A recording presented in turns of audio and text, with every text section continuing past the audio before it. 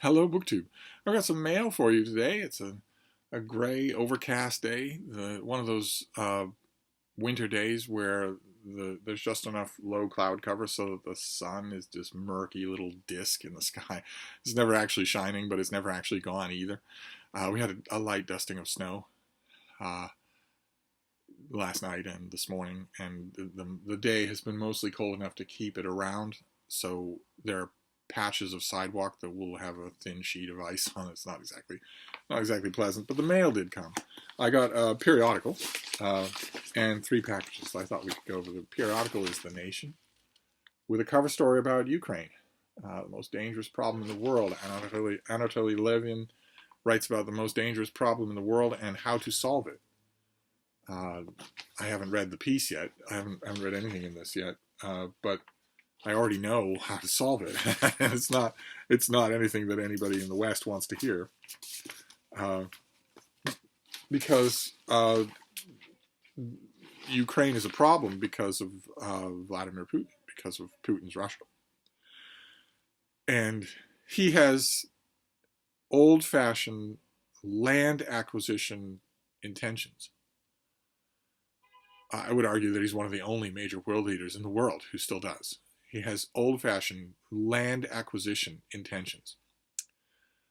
Ukraine is only one of those intentions, but that is what he wants to do. He isn't interested in making a killing in Ukraine's burgeoning telecommunications industry. He wants to conquer the country. He wants to invade and conquer the country, and is certainly going to do that. He has taken the measure of his alleged opponents in the West, and he knows that he can do it and get away with it.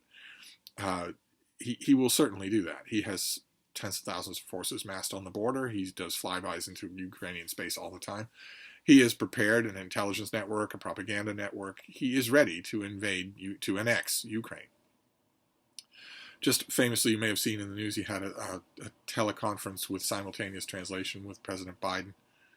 I don't know how much of that conference you read about or watched, but to say the least, it was not threatening to Putin.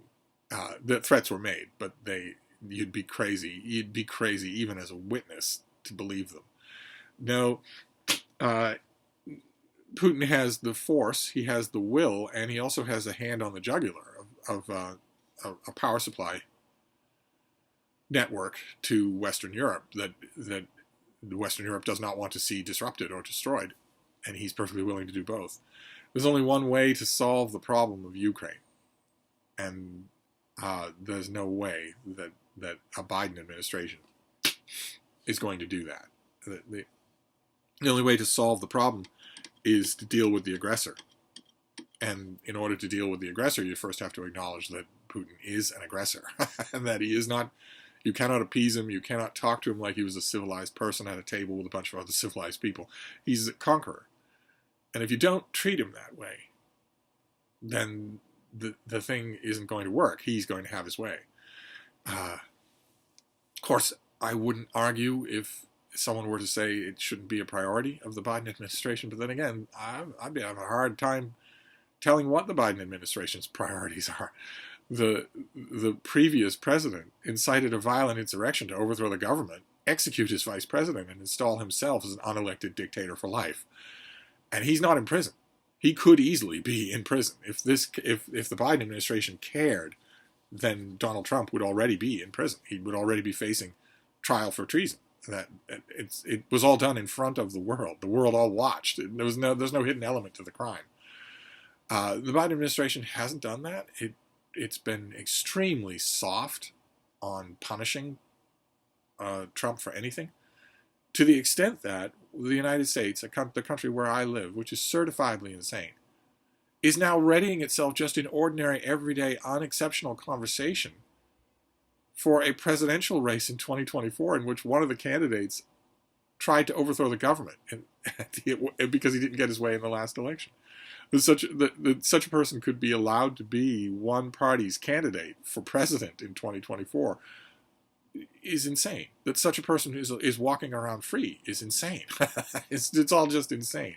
And if you do that, if you buy into that kind of complacent insanity, well, My argument, if I were in the room with Joe Biden and his team, would be that that should be your number one priority, to make sure there's an America before you go addressing anything else, as grave a problem as Ukraine is, to make sure that there's an America.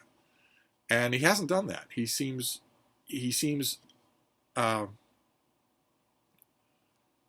weirdly deluded, optimistic to the point of being weirdly deluded on the subject of how bad off America is. Joe Biden seems to think, well, there's Main Street and there's rolling up sleeves and there's husbands and wives and there's friends shaking hands over the back porch even though they don't agree with each other politically, and that's the way it should be, and America isn't anything like that at all. Not at all. It doesn't resemble that in any way whatsoever. Instead, America is 40 or 50 viciously armed camps, all of whom hate each other, and half of whom think that Donald Trump is not human, that he is greater than human, that he is Kim Il-sung, that he is a greater than human being biologically, that he's a greater than human being who is, as half of the country believes, a living emissary from the God of the universe, a Messiah. That is as far away from flags fluttering over Main Street and Joe Biden's imagination as is possible to get. Anyway, how do we get on that digression? Let's just deal with the books. Oh, right, Ukraine. I expect that before the year is out, we will be reading in the news that Russia has invaded Ukraine. And then it will be the same thing that he did with Crimea. It will just be, what are you going to do about it? This is what I've just done. What are you going to do about it? We'll see if I'm right. So what is this? What is this first one here? We'll climb down off the political soapbox here. This comes out in February. It's by Sarah Geo, and it's called With Love from London. One of these modern romance novels with the cartoon cover that the character is reading as she walks along. Do any of you do that? My surly houseboy does that. He reads when he's walking on a sidewalk. Do any of you do that? Do you read when you're walking outside? I would be dead in 5 seconds if I did that. Besides, I'm usually, when I'm walking outside, it's almost always with Frida. I don't even take my phone, except to take pictures. I would never consult my phone. I've seen people walking their dogs, reading on their phone, not paying any attention to their dog. Just, you're on the leash and, you're doing your business, but I don't really care. I'm checking Instagram. I bring my phone to take pictures of the beautiful things that we're seeing together. I wish that I had taken a picture of that coyote that we met. But we'll meet that coyote again. But anyway, I'm digressing. Sorry. Do any of you do that? I'd love to know. Let's see here. This has got to have a bookish theme to it. Yes, librarian. Valentina Baker is a librarian. When she was a teenager, her mother, Eloise, unexpectedly fled to her native London, leaving Val and her father on their own. Now in her 30s and fresh out of a failed marriage, Val feels a nagging disenchantment with her life and knows she is still heartbroken over her mother's abandonment. In a bittersweet twist of fate, Val receives word that Eloise has passed away, leaving Val her Primrose Hill apartment and the deed to a bookshop Val never even knew she owned. Though the news is devastating, Val finds herself more determined than ever to discover who her mother truly was. She jets across the Atlantic, departing Seattle for a new life in charming London. Okay.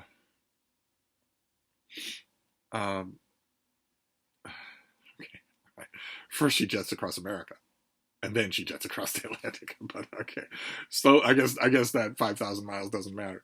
Slowly but surely, Val begins to piece together Eloise's life in the UK, falling in love with her pastel-colored flat, cozy neighborhood, and tucked-away storefront. But when she discovers that the book garden, I guess that's the shop, is in danger of going under, Val must work with its eccentric staff to get it in working order. Oh, this sounds great. This sounds fantastic. In the process, she learns more about Eloise than she ever thought possible. And as Val races to save the shop, Eloise's own story unfolds, leaving both mother and daughter to unearth revelatory truths. Okay, that sounds fantastic. That just sounds fantastic. I mean, a familiar outline to a book, but still, that comes out in February. I think you're all probably going to enjoy reading this if you're interested in contemporary romance or all things bookish.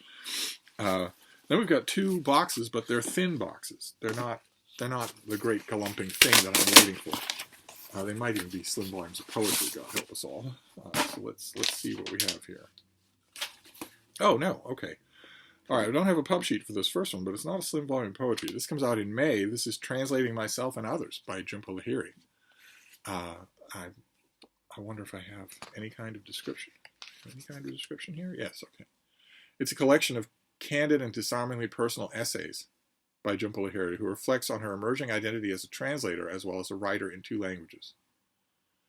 With subtlety and emotional immediacy, Lahiri draws on Ovid's myth of Echo and Narcissus to explore the distinction between writing and translating, and provides a close reading of passages from Aristotle's Poetics to talk more broadly about writing, desire, and freedom. Okay, so this is all about translating and its essays in the process. So it's not just, okay, I've read some of these essays. All right, great, fantastic. So she's done some translating, and this is she's also been writing about the process the whole time. So, and then we have this final box, and then we'll be done. Also very thin. So don't get. I'm not getting my hopes up for anything big. There is something big that I am rather impatiently waiting for, but this is not it. Oh, okay. All right. This comes out in April. This is a Vertical Art, a book on poetry by Simon Armitage, who's also a translator. Great. What do we have here? In this book, the acclaimed poet Simon Armitage takes a refreshingly common-sense approach to an art form that can easily lend itself to grand statements and hollow gestures. Questioning both the facile and obscure ends of the poetry spectrum, he offers sparkling new insights about poetry and an array of favorite poets. Based on his public lectures as Oxford Professor of Poetry, A Vertical Art illuminates poets as varied as Emily Dickinson, Walt Whitman, Marianne Moore, W.H. Auden, Ted Hughes, Tom Gunn, A.R. Emmons, and Claudia Rankine. The chapters are often delightfully sassy in their treatment, as in Elizabeth Bishop, in which Armitage dissects and tallies the poet's predilection for similes. He discusses Bob Dylan's Nobel Prize, poetic lists, poetry in the underworld, and the dilemmas of translating Sir Gawain and the Green Knight. He did a very good job translating Sir Gawain and the Green Knight. Armitage also pulls back the curtain on the unromantic realities of making a living as a contemporary poet, and ends the book with his own list of 95 theses on the principles and practice of poetry. Oh, this sounds like a lot of fun. Great. So, the whole, as I've predicted, the whole of this mail haul is stuff from next year, so I won't be reading any of it, but at least you know that it's coming.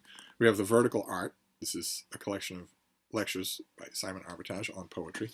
We have Translating Myself and Others by Jhumpa Lahiri, also a collection of basically a collection of essays on writers. And finally, With Love from London by Sarah Geo, about a young woman who loses her mother and inherits a bookstore. That's pretty fascinating. Plus The Nation on the dilemma in Ukraine, for which, watch this space, as the saying goes. So there you go. That is our mail for today. I'm going to wrap this up and lay down. But I will be back. Thank you, BookTube.